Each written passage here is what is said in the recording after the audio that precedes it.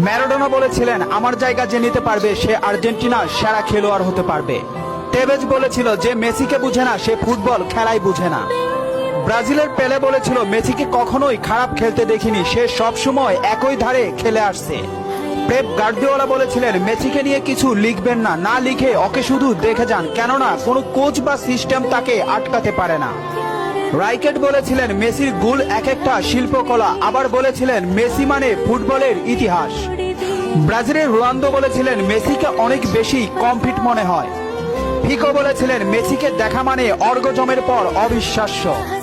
Xavi বলেছিলেন, Messi অন্যদের থেকে কতটা এগিয়ে এটা যারা বুঝে না তারা অন্ধ। ইনিয়েস্তা বলেছিলেন, মেসি যা পারে অন্যরা তা পারে না, বার্সেলোনা আর কখনোই আরেকটা মেসি পাবে না। ব্রাজিলের রোনালদিনহো বলেছিলেন, আমি একবার বিশ্ব সেরা হয়েছিলাম, কিন্তু তখনও বার্সার সেরা প্লেয়ার হতে পারিনি, কারণ তখন বার্সাতে ছিল মেসি। অরিফ বলেছিলেন, মেসিকে দেখলে সব সময় সতর্ক থাকতে হয়। ইব্রাহিমোভিচ বলেছিলেন, মেসির বাঁ পায়ে যথেষ্ট, ডান পায়ের কোনো প্রয়োজনই নেই। খুলিদ বলেছিলেন, মেসিকে দেখতে পাচ্ছি বলে আমরা ভাগ্যবান, কারণ মেসি ফুটবলের সৌন্দর্য। রোমারিও বলেছেন, ও নিউটন আইনস্টাইনের মতো প্রতিনিয়ত নিজেকে ছাপিয়ে যাচ্ছে।